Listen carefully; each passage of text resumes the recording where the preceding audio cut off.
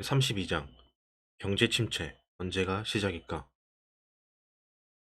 최근 미국 장단기 금리 차의 연정폭이 40년 만에 최대 수준에 이르렀습니다.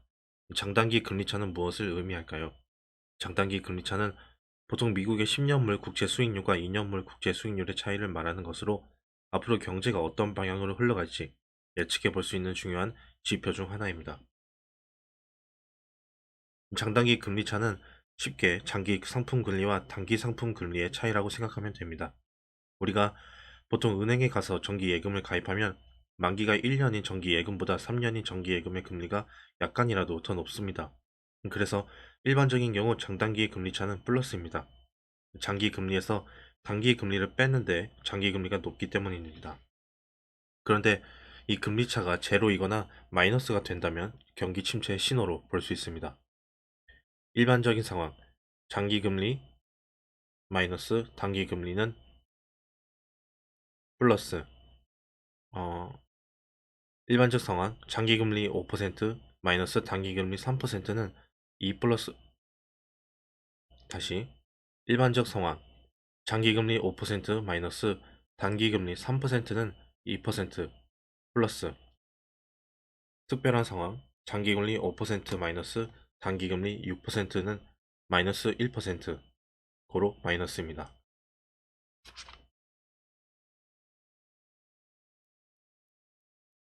은행도 개인도 자산 운용은 길게 봐야 한다. 앞서 설명했듯이 장기 상품 금리가 단기 상품 금리보다 높습니다. 이 장기 상품일수록 상품 유지 기간에 발생할 수 있는 변동 위험이 크기 때문입니다. 만약 내가 친구에게 100만 원을 빌려주는데 친구가 내일 갚을 거라고 하면 크게 신경 쓰이지 않습니다.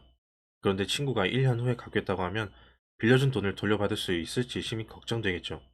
이러한 이유로 금융상품 가입자 입장에서는 장기 상품 금리가 높아야 합니다. 위험 부담을 감수해야 하니까요. 반면 금융상품 판매자 입장에서는 1년 상품보다 3년 상품이 더 좋습니다.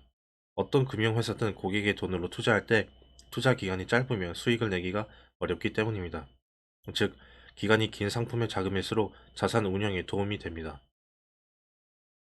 전세 보증금이나 계약금을 이용하여 주식 투자를 한다고 생각해 보겠습니다.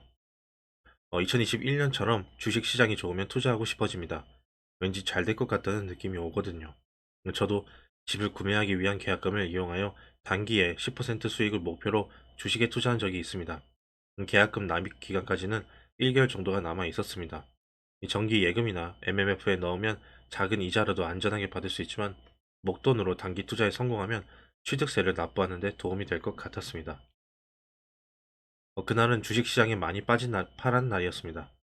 보증금의 3분의 1로 하락폭이 크지만 안전한 회사에 주식을 매입했습니다. 그래도 전체 금액을 한 번에 투자하지 않고 분할 매수를 했습니다. 이 첫 매입일에 주식 시장이 큰 폭 하락해서 자연히 다음 날은 2% 정도에 상승했습니다.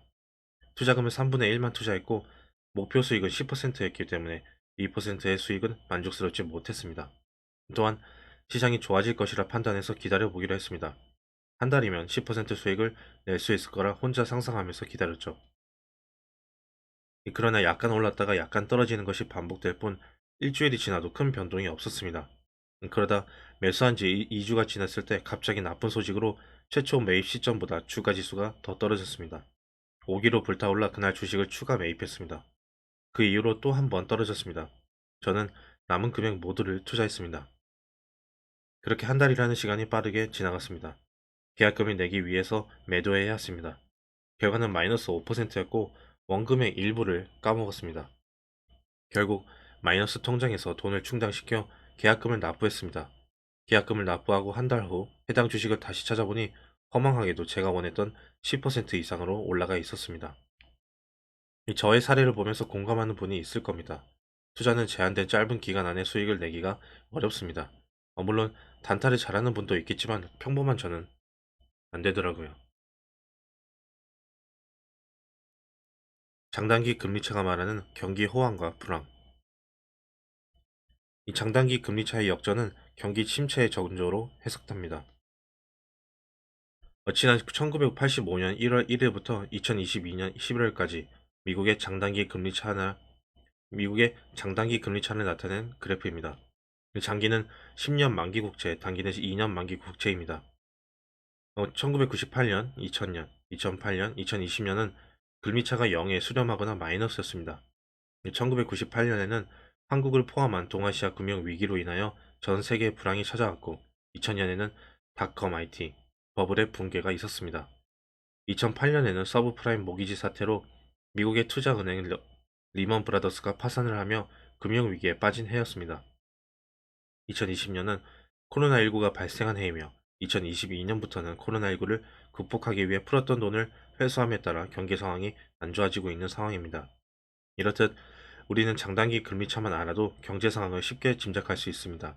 장단기 금리의 차이가 없거나 장단기 금리차가 역전된다면 경기 침체가 시작되고 장단기 금리차가 플러스로 돌아오면 다시 호황의 시기가 온다는 것을 말입니다. 경기는 순환합니다.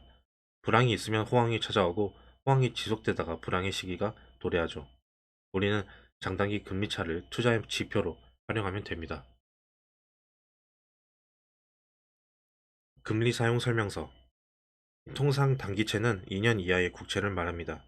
장기채는 10년에서 30년 국채를 말합니다.